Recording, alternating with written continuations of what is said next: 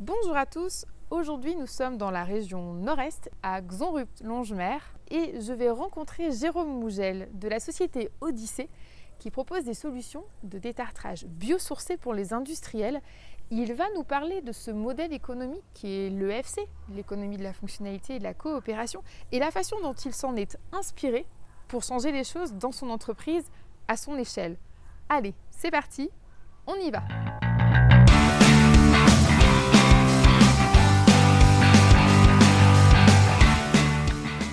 Jérôme, bonjour. Bonjour.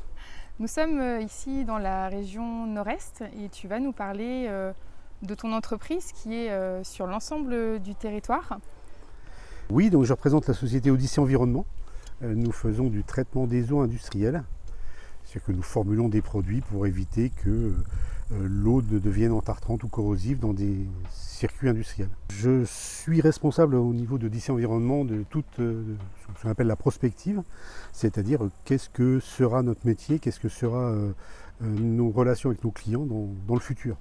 Donc ça concerne les nouveaux produits, les nouvelles solutions, la digitalisation, la numérisation, et puis également les nouveaux modèles économiques. Comment faire pour conjuguer tout ça, pour être le plus résilient possible, être le plus économe et le plus frugal possible quant à notre activité vis-à-vis de nos clients. Donc on couvre toute la France, on travaille tout en France, et puis également dans une trentaine de pays, et on a une filiale au Mexique.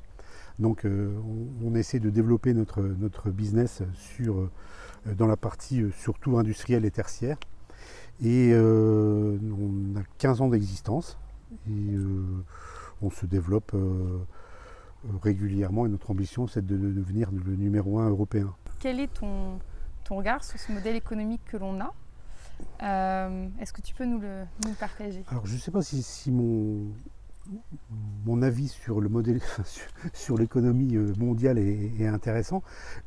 Globalement, voilà, sur la façon dont on fonctionne, ce capitalisme, je dirais, productiviste, quelque part, oui, dans lequel je pense que on s'est retrouvé. C'est plus intéressant de le voir vis-à-vis de la société, parce que c'est moi qui impulse quand même un petit peu ce changement de paradigme que l'on a chez Odyssée Environnement, en partant d'un business model qui était vendre de plus en plus pour faire plus de chiffre d'affaires et pour avoir plus de rentabilité, et puis voilà, c'est ce qu'on peut appeler le capitalisme. Je ne sais pas si c'est exactement ça, mais peut-être. On va dire productivisme. Plutôt productivisme. Productivisme. Ouais, et le changement qu'on essaye d'impulser aussi, parce qu'on sent bien que vendre à tout crin des produits chimiques, quand bien même ils soient le plus vertueux, le moins impactant possible.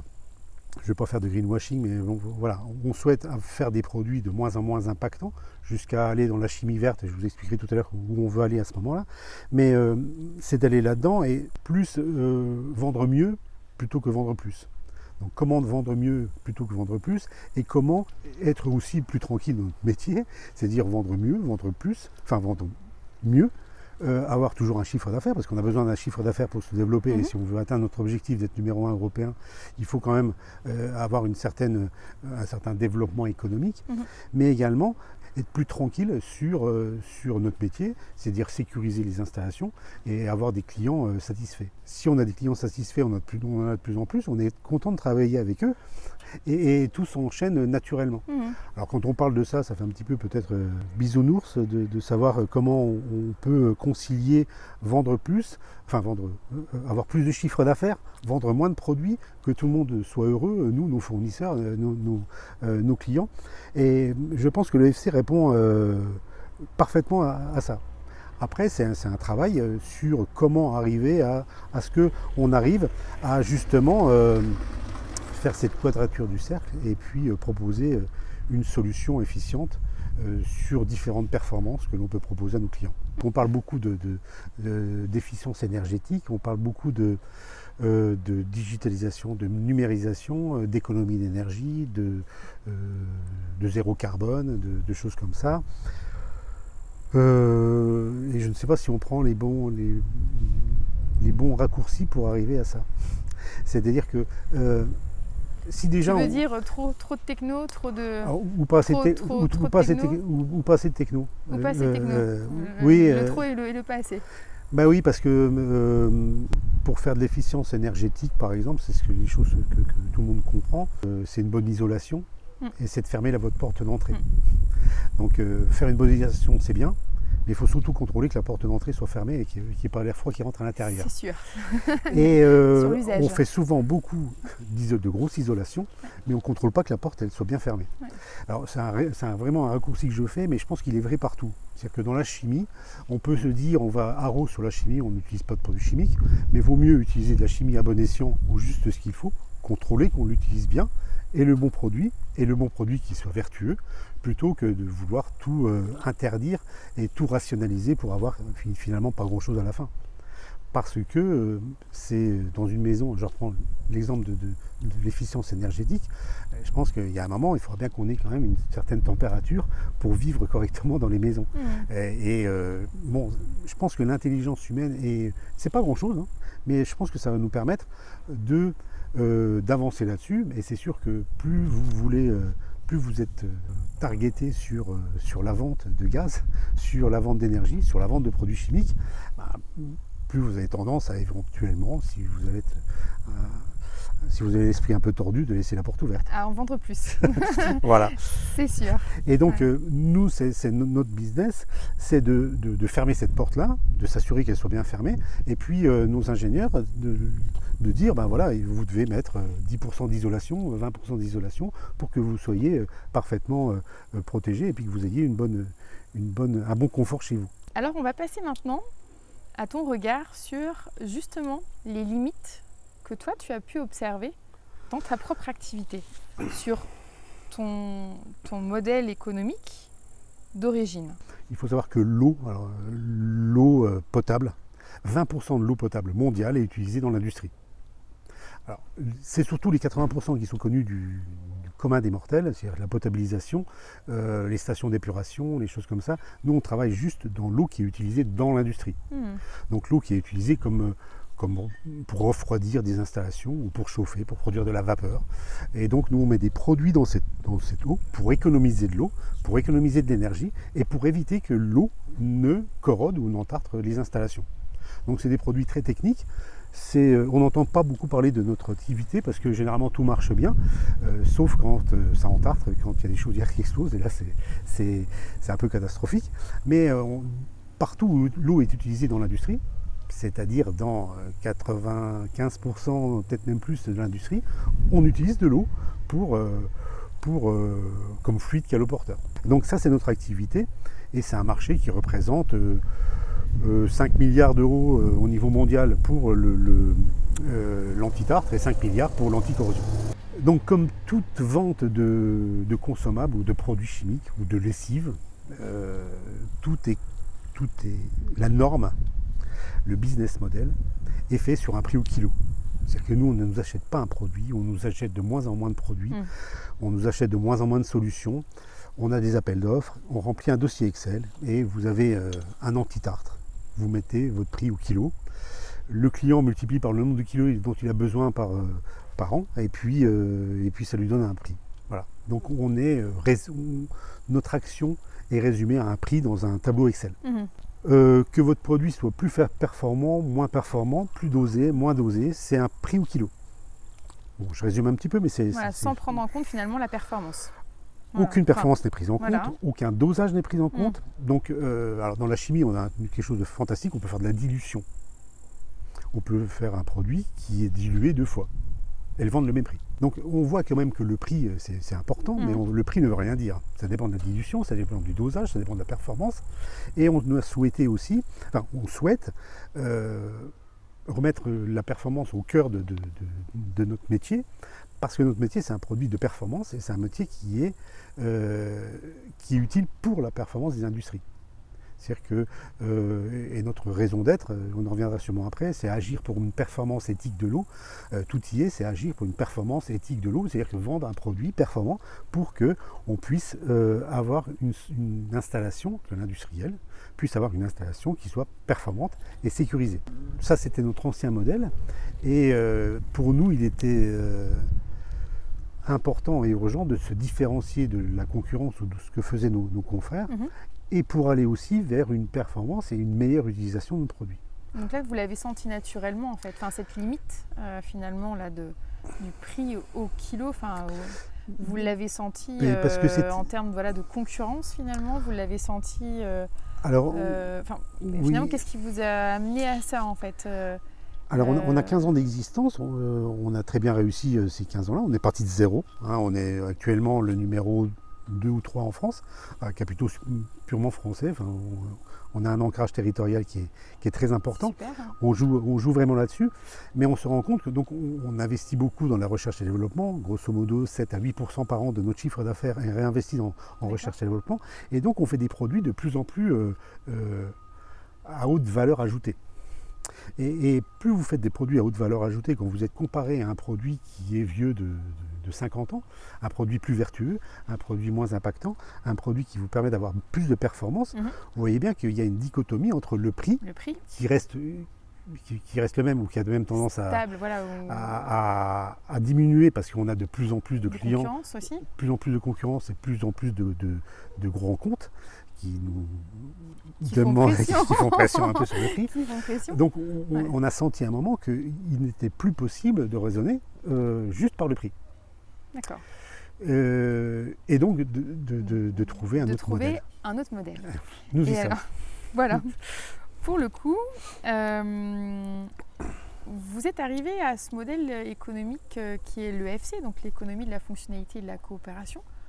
Comment vous êtes tombé sur ce concept, qui aujourd'hui se retrouve dans les entreprises, dans une centaine d'entreprises en France? Comment ça s'est passé? Avec qui? Je suis allé voir une personne de l'ADEME à Metz. Je ne savais pas trop ce que c'était l'ADEME. Je ne savais pas trop ce qu'ils allaient me proposer. Et je leur ai expliqué ma problématique.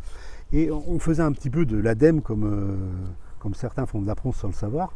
On faisait de l'économie de la fonctionnalité. On faisait... parce que nos produits étant très techniques et très différenciants par rapport à la concurrence, on vendait nos produits en disant en utilisant notre produit, on va économiser de l'eau.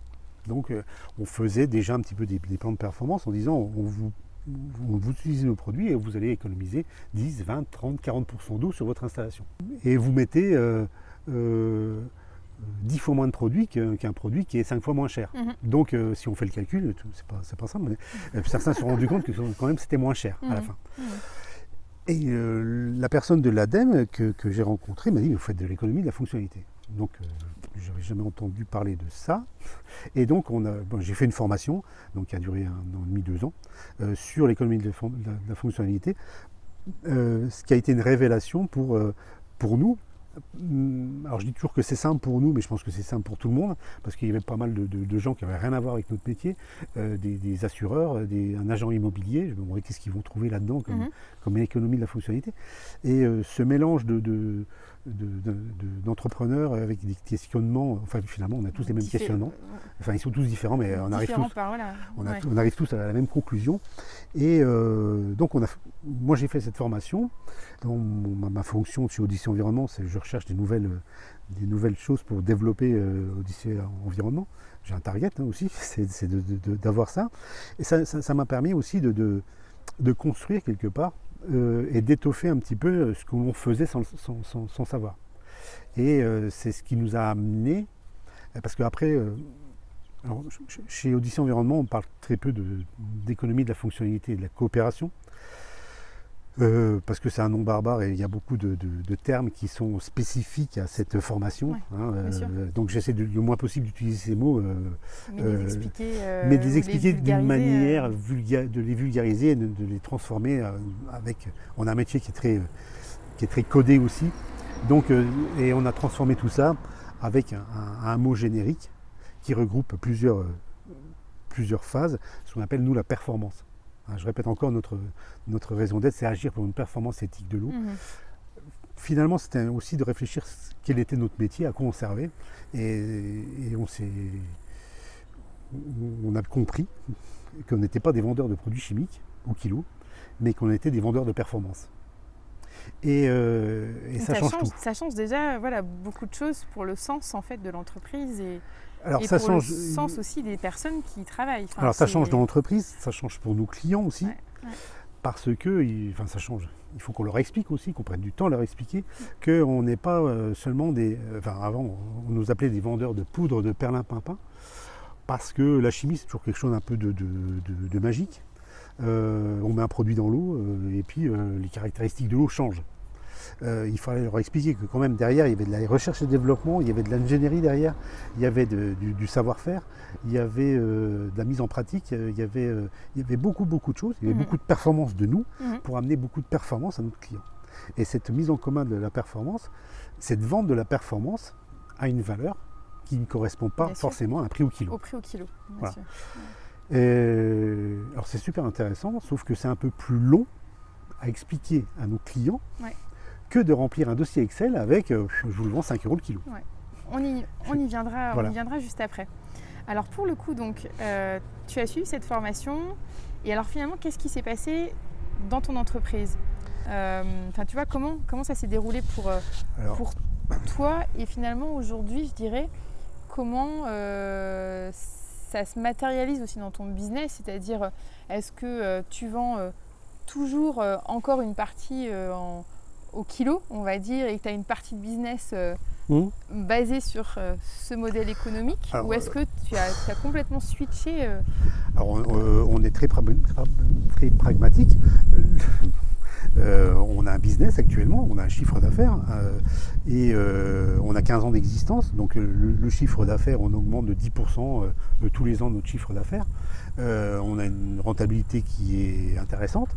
Je parle purement financier, mais c'est important. Mais c'est ce qui fait aussi vivre les hommes. C'est ce qui fait vivre les hommes et c'est ce qui nous fait vivre aussi. De switcher quelque chose qui marche vers quelque chose qui risque de très bien marcher aussi, c'est pas forcément évident. C'est-à-dire que nous, on a un socle qui est solide, ce qui nous permet quand même, ce qui nous donne le luxe, peut-être, de proposer et de prendre le temps de bien poser les choses pour que les choses se passent bien et que les choses se passent en douceur dans la société, dans la transition entre nous, chez nous en interne, les commerciaux, c'est le nerf de la guerre chez nous, les commerciaux.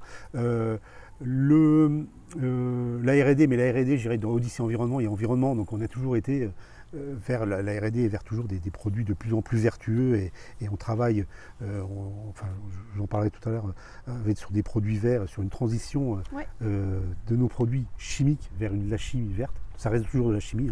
À un moment, on voulait supprimer le mot chimie, mais on est toujours des chimistes. Et également une transition vis-à-vis de nos clients. C'est-à-dire que nos clients aussi, il faut les changer, il faut les éduquer. Alors en interne, donc tout ça est venu, il fallait un fil conducteur. Il fallait un fil conducteur pour dire, voilà, on vend un produit au kilo, maintenant comment on va faire pour vendre, qu'est-ce qu'on veut obtenir comme objectif, qu'est-ce qu'on se donne comme mission. Enfin, c'est pour ça que naturellement est venue la mission. Qu'est-ce qu'on a comme mission? Qu'est-ce qu'on a comme valeur? Donc on a travaillé beaucoup sur les valeurs de la société, on a réuni tout le monde, on a dit qu'est-ce qu'on a comme valeur, donc on a fait des arbres de savoir quelle était notre valeur. C'est un travail de réflexion, tout ça. Bon, alors il y en a qui pensent que c'est un peu nul, etc. Et donc il faut intéresser les gens. Petit à petit, les gens sont pris au jeu, ça ne se vient pas tout de suite. On s'est dit, bah oui, voilà, on a trouvé 4 valeurs qui sont inscrites chez nous fortes. On les répète, on essaie de les rabâcher pour que les gens, et à chaque fois qu'ils ont fait une action ou une mauvaise action, entre guillemets, on se dit, est-ce que c'est bien raccord avec notre valeur? Est-ce que c'est bien raccord avec nos valeurs? Est-ce que c'est bien ce qu'on fait? Des fois, c'est des choses qui ne sont pas forcément très bonnes pour nos valeurs, mais ça nous permet aussi de nous mettre en question.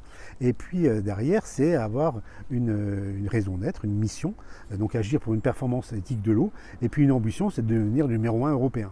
Donc chez nous, tout le monde est entraîné là-dedans.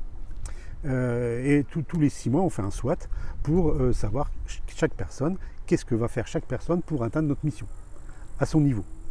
Donc ce qui permet d'impliquer les gens. Et on a aussi choisi, alors tout ça en même temps, mais c'est pour ça c'est un peu compliqué parce que c'est un long processus. C'est un long processus qui est un gros changement, mais qui doit être fait par étapes. Et les gens avaient du mal à savoir où on voulait en venir. Et on a changé également de nom. Donc sur LinkedIn, on s'appelle maintenant des hydroéthiciens. Avant, notre métier, c'était des traiteurs d'eau. Interpréteur d'eau, ça ne veut rien dire, c'est moche, vous ne savez pas ce que c'est. Mm. Donc hydroéthicien, c'est l'éthique de l'eau. Et donc on se fait tous appeler hydroéthicien. Et ce qui est rigolo, c'est que sur LinkedIn, tout le monde s'est mis à se mettre hydroéthicien. Moi aussi, je suis hydroéthicien. Et tout le monde chez nous est hydroéthicien. Donc on voit quand même qu'il y a une transformation qui doit être... qui est et qui doit être lente. On ne peut pas switcher. Tu disais tout à l'heure, est-ce qu'on a switché tous nos clients à l'économie de la fonctionnalité? Non. Il y en a qu'on ne switchera pas. Il y en a qui n'ont pas envie. Et c'est long quand même, parce qu'il faut l'expliquer tout ça. Il faut arriver, c'est une coopération. Dans l'EFC, il y a aussi la coopération, donc il faut... Tout repose là-dessus en fait. Ça repose surtout là-dessus. Voilà, ça repose surtout là-dessus. Ouais. Et la coopération, ça ne se décrète pas comme ça. Il faut de la confiance, il faut je dirais plus de l'approbation que de l'adhésion. Il faut de l'approbation, il faut que les gens prennent conscience que c'est important pour eux de faire de l'économie d'eau, de l'économie d'énergie. Il y en a qui s'en foutent complètement. Et c'est leur choix. Voilà, on ne va pas les forcer, mais c'est à nous de les éduquer et de leur dire qu'on pourrait faire autrement, on peut faire mieux, avec moins de produits, avec moins d'eau, peut-être avec le même chiffre d'affaires, ça nous intéresse aussi, mais pour sécuriser les installations. C'est pour ça qu'on a développé des produits verts, c'est pour ça qu'on a développé des nouvelles façons de vendre avec des performances, et puis c'est pour ça aussi qu'on s'oriente vers des produits verts. Alors justement, tu as abordé là le sujet, tu es passé aux clients, tu as abordé donc l'interne, les clients tu en as un petit peu parlé, et j'aimerais que tu puisses nous parler des plans d'économie partagée. Finalement, ce que tu proposes d'un point de vue contractuel, quand tu y arrives à sensibiliser le client, les grands comptes industriels, oui. Voilà comment ça se passe en fait. Oui, donc je suis arrivé avec mon idée de FC déjà en interne, et il fallait que j'explique en interne ce que c'était que le FC et comment on allait traduire cette idée, ce concept dans notre métier. Ouais. Cette explication-là a eu c'est fait pour l'interne et pour l'externe également, parce que c'est la même explication aussi. Et quel était le point d'accroche pour accrocher nos commerciaux et puis pour accrocher nos clients. C'est exactement la même chose, et on parlait de performance tout à l'heure, c'était de saucissonner les performances pour quelque chose, pour être beaucoup plus clair en interne de nos commerciaux, parce qu'il y avait des performances où ils étaient souvent des ingénieurs chez nous, où ils étaient très très bons. La performance énergétique, la performance hydrique, tout ça ils savent, ils le connaissent sur le bout des doigts. Ouais. Et il y avait d'autres performances aussi qui étaient moins connues, qui ont des valeurs mais qui n'ont pas forcément de prix et qu'on souhaite valoriser financièrement. Tu peux nous en citer une comme ça? Par exemple, la performance environnementale. D'accord. Moins polluée. Ça a une valeur, je pense, pour beaucoup de monde, mais ça n'a pas de prix. Qu'on pollue pas, ouf. Ouais. Voilà. Alors je pense que ça va prendre de la valeur. Il y a une autre valeur qui est presque la même, c'est la valeur, la performance du carbone, performance CO2. Tout à fait, ouais. Alors là, il y a une bourse au carbone, donc il y a une valeur, il y a un prix. Carbone, ouais. Voilà, il y a le prix du carbone. Donc on a des solutions, par exemple, pour les grands énergéticiens. On est capable, sur une installation, sans investissement, de réduire de 14% la consommation de carbone, enfin le dégagement de carbone de n'importe quelle centrale thermique. Donc ça, c'est un bel impact, enfin, c'est une belle, un bel avantage en fait. C'est un bel avantage, mais il faut le regrouper, il faut le pouvoir l'intégrer dans ce prix au kilo. Tout à fait. Et ce qui ne va alors, ce qui forcément. Ce qui n'est pas le cas, parce qu'autrement, on aurait toutes les centrales thermiques de France. Ouais, tout à fait. Donc, il y a quelque chose qui ne va pas. Ouais. Alors, on voit bien que là, il y a quelque chose qui ne va pas. C'est qu'on vend de la performance sans investissement, gratuit. Je sais pas, et du jour au lendemain, vous mettez le produit, vous avez 14% de moins de CO2. C'est quand même génial, mais ça ne se vend pas super bien parce que le produit qu'on met à l'intérieur, j'imagine, il est un peu plus cher que le produit qu'on met normalement. Parce que c'est un produit très technique qui vient de notre R&D, etc. C'est un produit qui est moins impactant environnementalement, donc ça donne une autre performance, etc. Tout ça pour expliquer que dans une entreprise, chaque personne est responsable de sa performance. Ouais. l'acheteur est responsable de sa performance D'achat. financière. Voilà, financière, Bon, voilà. et De faire des économies. Je pense que, alors je vais parler très terre à terre, je pense que son salaire, il y a une partie variable qui est Indexé. indexée sur le pourcentage de prix au kilo qu'il va réussir à gratter aux pauvres fournisseurs. Il y a la personne qui s'occupe du QHSE qui va vouloir avoir les produits les plus vertueux avec des bidons qui ne dépassent pas 20 kg, etc. Il y a la personne qui va s'occuper, qui est sur le terrain. Lui, ce qu'il a envie, c'est une performance sécuritaire. C'est-à-dire que lui, il veut que son installation fonctionne. Et puis, moins il a de choses à faire, meilleur c'est. Il y a une performance, enfin, il y a toute une palette de performances, il y a une dizaine de performances que j'ai saucissonnées comme ça, où à chaque fois on a des targets et ça ouvre un petit peu l'esprit.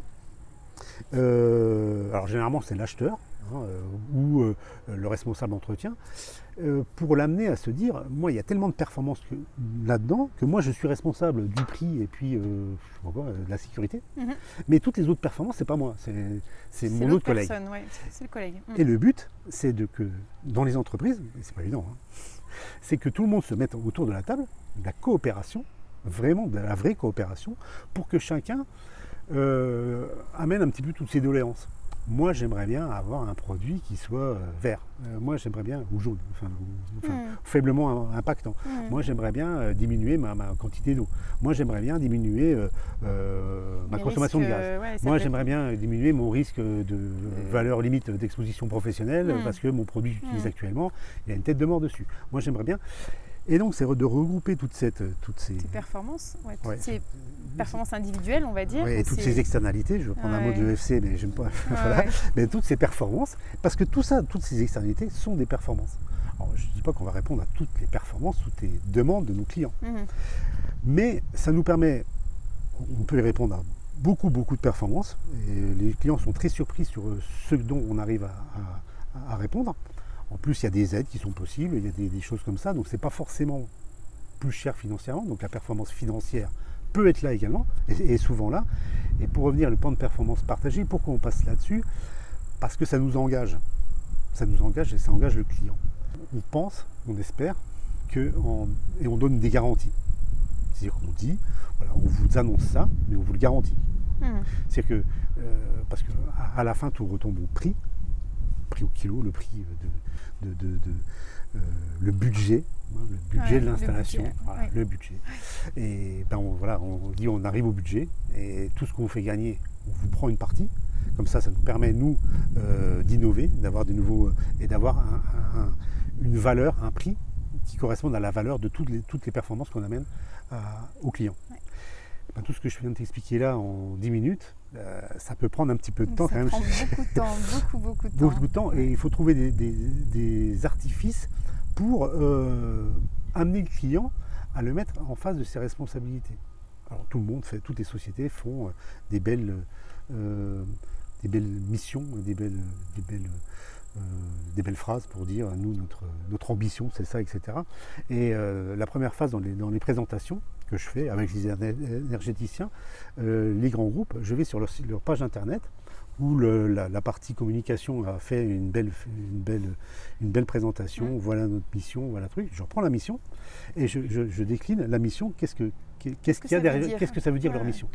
Je leur dis moi ce qu'on peut leur amener pour essayer d'atteindre leur mission.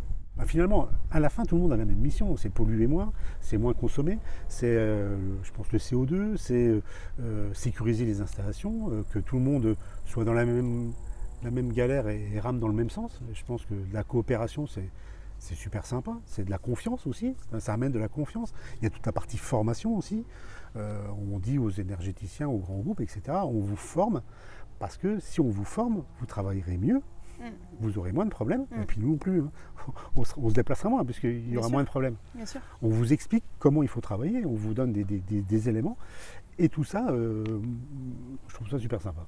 On va revenir sur les gains, finalement, peut-être plus pour l'environnement, enfin finalement, les impacts finalement aujourd'hui positifs que tu as. Est-ce que tu peux nous en parler? Voilà, si tu as des chiffres à mettre sur ces impacts positifs aujourd'hui que tu as, pour dire ce que tu apportes Oui, alors on se développe, alors, on apporte sur toutes les performances. Donc, on, enfin, on vend toujours que ce que le client a envie d'acheter. C'est-à-dire que si le client n'a pas envie d'économiser de l'eau, il n'a pas envie d'économiser de l'eau. C'est malheureux, mais c'est comme ça. Donc on peut l'éduquer, mais bien sûr. Bien sûr. s'il n'a pas envie, maintenant il est contraint par la loi et c'est toujours la réglementation qui fait que les gens achètent de moins en moins de produits de pesticides ou de choses comme ça. C'est pas forcément les gens qui en utilisent moins de leur propre chef. On a essayé de devancer un petit peu d'avoir une transition dans les produits chimiques avec l'économie circulaire et puis la réutilisation de déchets ou de plantes. On s'est un peu ouvert l'esprit aussi pour aller vers d'autres domaines. Et c'est venu, l'histoire est très courte, hein, c'est une étudiante algérienne qui était venue il y a 13 ans en France avec une idée toute simple, c'est-à-dire que ses grands-parents faisaient une tisane pour les calculs rénaux. Elle est venue en France pour faire une thèse. Et quand un étranger vient en France, il est obligé d'amener son sujet de thèse, qui soit validé. Donc c'est avec l'université algérienne qui est venue faire sa thèse en France avec cette idée-là. Elle avait un petit sac avec des plantes séchées. Elle a fait une extraction, une tisane de cette plante. Et elle s'est rendue compte que oui, effectivement, son idée de se dire s'il y a un impact sur les calculs rénaux, ça peut avoir un impact sur le calcaire que vous avez dans votre bouilloire quand tu fais bouillir ton petit déjeuner le matin. Et elle s'est rendue compte que oui, il y avait un effet de cette tisane sur la plante. D'accord. Donc on a déposé un brevet avec le CNRS, on l'a un petit peu aidé, on avait 2 ans d'existence, donc on n'était pas très fortuné, mais on l'a aidé comme on pouvait, c'était une bonne expérience.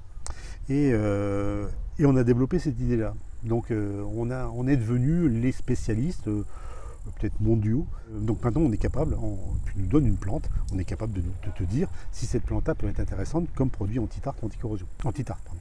D'accord. Donc on a développé un produit qui s'appelle Audi-Life. On a eu le Grand Prix entreprise environnement du ministère de l'Environnement il y a 3 ans. On a eu des prix, etc. On a été lauréat d'un PIA, etc. On a développé ça. Donc on a levé tous les verrous qui existent. Et ils sont nombreux. De cultiver la plante, on est devenu cultivateur, alors que nous on est chimiste. Comment extraire le produit.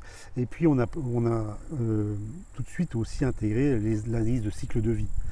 C'est-à-dire on a choisi la plante pour ses propriétés. Une plante qui est cultivable, mais on n'est pas obligé de mettre de l'engrais, on n'est pas obligé de mettre des pesticides. On a fait un mode d'extraction à froid, parce que pour l'ACV, un mode d'extraction à chaud, dès qu'on chauffe avec de l'énergie, quelle qu'elle soit, c'est catastrophique pour l'ACV. Et on a un produit qui permet d'avoir 80, qui est plus efficient que de 90% ou 95% au niveau pollution, au niveau CO2, au niveau ça. C'est fait en France. Alors c'est de la chimie, mais de la chimie verte, donc c'est un extrait et qui marche aussi bien, même quelques fois mieux, quelquefois un petit peu moins bien, mais généralement aussi bien, on va dire, que tous les traitements traditionnels issus de la pétrochimie. Donc la pétrochimie qui sont les polyéthylènes, qui est de la pétrochimie ou de la chimie de l'extraction, avec tout ce qui est produit phosphaté. Donc ce produit-là est utilisé, et peut être utilisé. Alors bien sûr, mais ça rejoint un petit peu l'économie de la fonctionnalité et de la coopération. C'est un produit qui est plus cher à produire parce qu'il est en plus faible quantité et c'est un produit qui est hyper vertueux, mais qu'on essaye d'intégrer dans cette EFC parce que la performance environnementale est énorme. La performance, on est dans les 1000 solutions de Solar Impulse par exemple, pour une solution qui est tout de suite utilisable, switchable. On peut switcher avec un produit chimique issu de la pétrochimie à un produit vert, fabriqué en France, vertueux, efficient, etc. Un petit peu plus onéreux, mais en passant par l'économie de la fonctionnalité, on arrive à masquer cette espèce de surcoût. Cette espèce de surcoût. Sur la sur oui, parce que les bénéfices. Sur la... On est écologique quand c'est moins cher. Hein. Être écologiste et puis payer un produit plus cher que le produit que vous avez, peut payer un petit peu plus cher, mais il n'y a plus beaucoup d'écologistes qui sont prêts à payer beaucoup plus cher un produit. Alors ça reste dans les mêmes eaux, mais ça coûte un petit peu plus cher. Et si vous retombez dans le prix au kilo, eh ben encore une fois, c'est fichu. Donc c'est pour ça aussi que pour cette partie-là environnementale, vertueuse vis-à-vis de l'environnement, qui n'est encore pas... tout le monde parle de pollution, etc. Tout le monde en parle, mais pas beaucoup de personnes passent à l'action.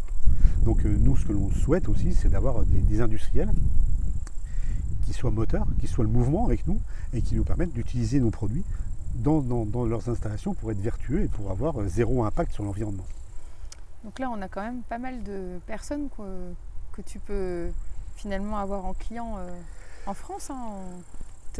Finalement, dans ces clients industriels en France. Alors il y a énormément de clients potentiels, mais maintenant il faut passer à l'action. Ouais. Passer à l'action et expliquer pourquoi on veut faire ça.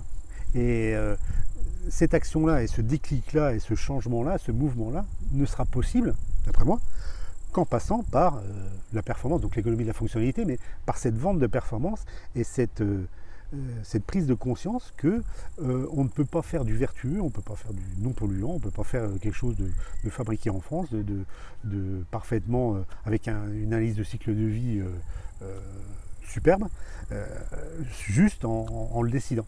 Il faut que les gens prennent conscience et puissent suivre ce mouvement. Voilà.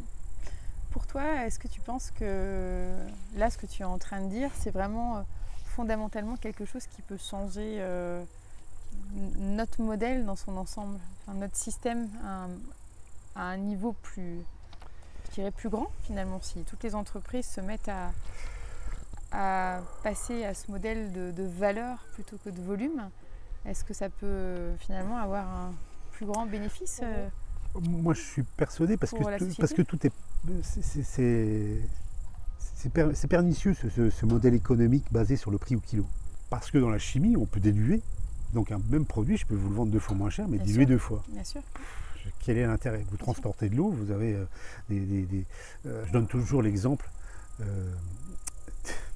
de la lessive. Les grandes sociétés lessivielles voulaient vendre le pot de, je ne vais pas citer de marque, mais le bidon de lessive de 5 kg, voulaient le mettre dans un pot de 100 ml. Ça n'a jamais marché. Parce que les gens, les ménagers ou les ménagères, ont l'habitude de mettre toujours la même quantité parce qu'ils ont l'impression que le linge sera lavé moins propre. Il faut que je mette la bonne quantité, c'est-à-dire un verre rempli, pour que le linge soit... Ce qui est complètement, au niveau chimie, ce qui est complètement ridicule. Et ce qui est pernicieux, c'est que les chimistes, ou les sociétés, je ne fais pas de lessive, mais ils étaient obligés de vendre un produit dilué pour que les gens aient la bonne dose, pour que les gens l'achètent. C'est-à-dire que le bidon de 5 litres se vendait, celui de 100 ml qui contenait, où vous mettez juste un dé à coups qui avait le même résultat, qui était moins lourd, où vous vendiez pas d'eau, etc. C'était exactement la même chose, ça ne se vendait pas. C'est ce qu'on essaye de faire sauter comme verrou chez nos clients, etc. Et le fait de sortir de ce prix au kilo et de vendre la performance, ça leur permet de ne plus avoir ces repères-là, mais pour le bien, il faut que ce soit éthique, mais pour que finalement ça ne leur coûte pas plus cher et qu'ils aient beaucoup plus de performance et beaucoup plus qu'ils soient beaucoup plus vertueux, beaucoup moins de pollution, beaucoup moins de tout ça. Et ça passe, je pense qu'il y a beaucoup de choses où ça peut passer par là. Dans notre métier, c'est ce qu'on prône. Mais c'est pas simple. Qu'est-ce que vous prévoyez là pour les prochains mois? Quels sont vos projets et est-ce qu'il y a peut-être un appel à l'action à faire auprès de grands industriels dans cette interview pour t'aider? Oui, notre difficulté, c'est mon travail, donc je vais prêcher pour moi maintenant.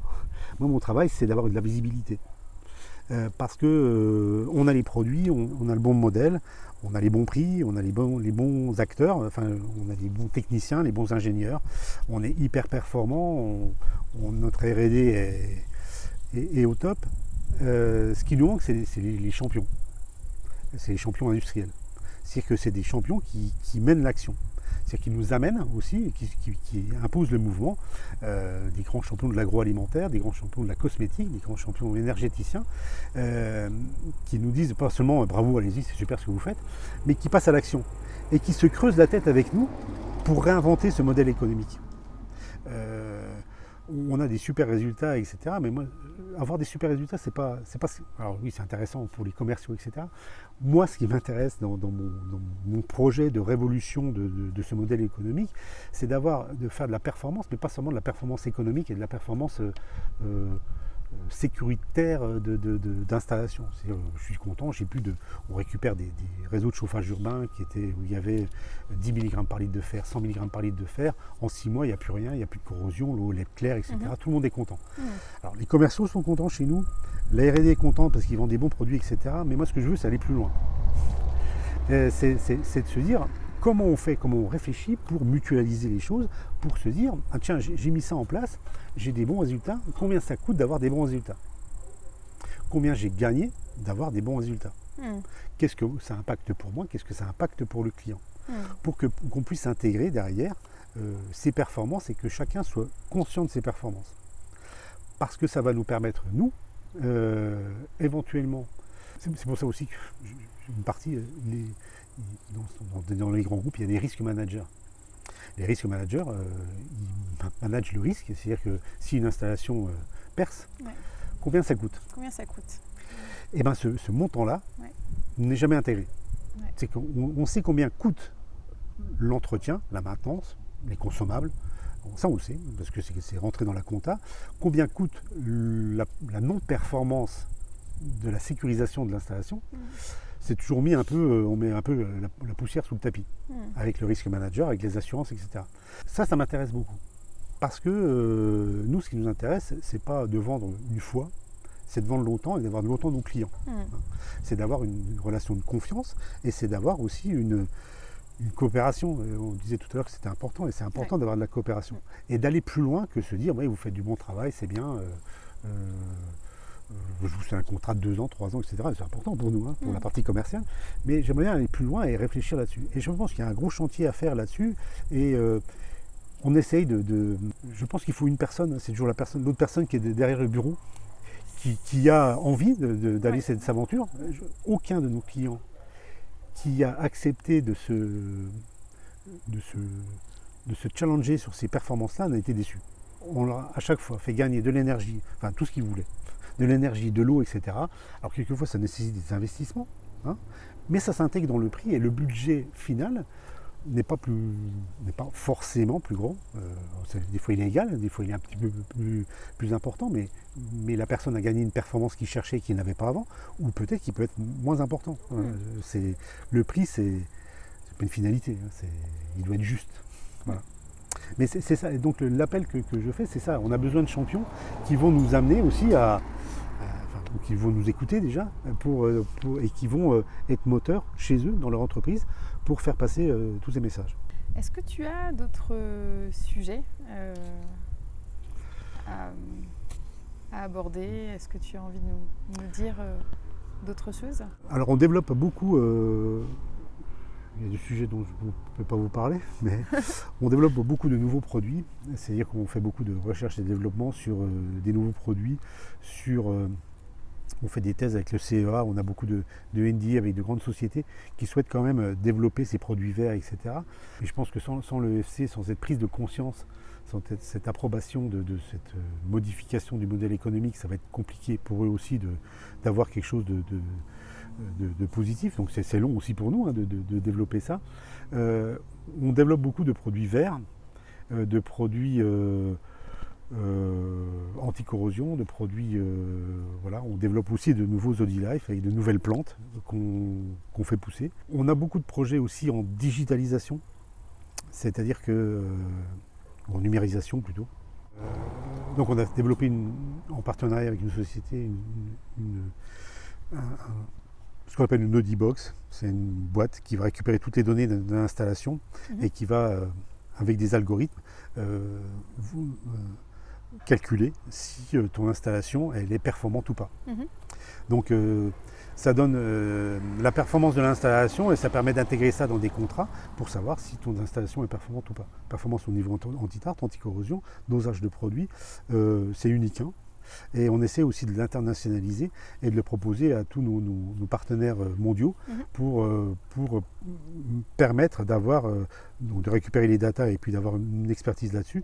Et encore une fois, de sécuriser l'installation et à chaque fois, tout ce que l'on fait cherche à alimenter une performance ou de nouvelles performances qui n'existent pas.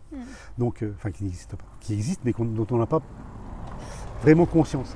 Parce que c'est toujours en écoutant nos clients qu'on trouve des performances. J'ai un client par exemple qui m'a dit moi j'ai un produit actuellement, il est trop visqueux, j'arrive pas à le pomper. Ma pompe se désamorce. Et bien on peut mettre une performance sur la viscosité d'un produit. C'est important d'avoir un produit qui ne désamorce pas les pompes doseuses. Et on porte ce dossier-là à la R&D, donc on a un comité d'innovation chez Odyssée, on se réunit toutes les semaines, où on met, c'est une boîte à idées, où on met toutes les innovations possibles. Donc l'innovation qu'on n'a pas aujourd'hui, ou la performance qu'on n'a pas aujourd'hui, on peut l'avoir demain et on a des cartons pleins on a même des produits, qu'on teste pour savoir si ça va être intéressant pour telle ou telle performance. Donc ce que l'on cherche, c'est de la visibilité et c'est des gens qui se mouillent et qui sont intéressés pour changer un petit peu tout ce modèle économique. Finalement, pour résumer sur l'EFC, tu pourrais dire que c'est un modèle économique qui va nous garder des emplois en France, qui va nous rendre aussi compétitifs d'une certaine façon. Enfin, tu vois, par rapport à ces problématiques aujourd'hui que vivent nos industriels dans leur majorité, on voit beaucoup d'industries qui délocalisent les emplois ailleurs de l'Europe. Est-ce que pour toi, ce modèle nous permet de maintenir des emplois, nous permet finalement de garder notre industrie en France? Oui, alors l'EFC fait partie quand même d'économie circulaire avec la mission, les valeurs, etc. L'ancrage territorial, je ne vais pas parler de ça, mais on a un ancrage territorial. Alors, on est présent sur toute la France en home office. On a aussi 3 antennes. Enfin, notre siège social est à Recueil dans la Sarthe. On a une antenne à Paris, on a une antenne à Lyon, une antenne à Pau. Et moi j'habite dans les Vosges, dans le Grand Est. Donc on est national et international aussi. On a une filiale au Mexique. Tout est fabriqué en France, tout est développé dans la Sarthe. Et tout est pensé et fabriqué et même produit maintenant avec les plantes. Et pendant la période du Covid, justement, on a eu une réflexion sur l'approvisionnement et toutes nos matières premières approvisionnées en France, ouais. Éventuellement en Europe, et je crois qu'il y a un produit qui vient des États-Unis. Pour la sécurité d'approvisionnement, vous avez fait ça Oui, donc ça nous a permis de jamais arrêter notre usine, de fournir tous nos clients en temps et en heure, et de récupérer des clients justement à l'export où ils avaient des problèmes d'approvisionnement parce qu'ils s'approvisionnaient en Chine ou dans d'autres pays. Donc ça c'est important et je pense que ça c'est une stratégie qui n'est pas forcément très... Là pour le coup le prix au kilo c'est pas forcément moins cher, mais ça nous a permis d'être résilients et d'avoir beaucoup de sécuriser tout l'approvisionnement et de dépanner des confrères également sur des produits, etc.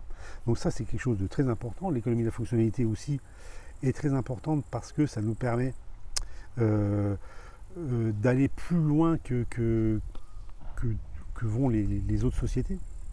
On travaille pas mal en Suisse également, où ils sont très impliqués sur l'économie d'eau, etc. Ils sont un petit peu en avance sur nous. Alors pas surtout, mais là-dessus. Nos solutions leur permettent d'aller encore plus loin que ce qu'ils vont actuellement. Donc ça donne vraiment un coup d'avance, 2 coups d'avance, 3 coups d'avance sur pas mal de concurrents et puis dans d'autres pays. Après, bon, le Mexique, c'est d'autres problématiques. L'Afrique, c'est d'autres problématiques aussi. Hein. Le problème de pollution, c'est surtout en Europe où ça se pose. Ouais. En Afrique, c'est surtout avoir de l'eau.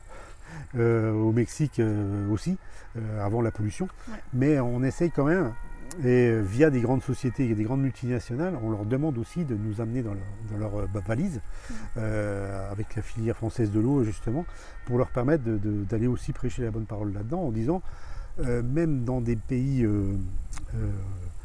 en développement, où là, l'eau coûte pas grand chose, mais il n'y en a pas forcément beaucoup, et dans quelques années ça va être très compliqué. C'est peut-être le moment de prendre le taureau par les cornes, de faire des solutions, mais on écoute les gens, et il y a peut-être une performance, il y a une performance à chercher aussi là-dedans. Et on écoute aussi nos revendeurs qui nous parlent aussi de leurs performances, qui ne sont pas forcément les performances françaises, européennes. Voilà. Mais la réglementation un peu drastique en France, on peut trouver drastique, je parle des produits chimiques, cette pression sur la pollution que l'on a en France, etc., nous donne aussi des armes pour pouvoir faire la promotion de solutions, j'appelle ça le génie français de l'eau, mais de faire la promotion de solutions plus vertueuses, et qui de toute façon sont des solutions mondiales dans quelques années. Donc ça, je pense que c'est effectivement, je conclus, mais c'est effectivement un atout. L'EFC et puis le fabriquer en France, c'est un atout pour se développer à l'international. Mais il faut, faut se battre, quoi. Jérôme, je te remercie pour l'entretien, pour le temps que tu m'as accordé, que tu nous as accordé. Et puis je vous dis donc à bientôt avec un autre acteur qui change le modèle économique. À bientôt.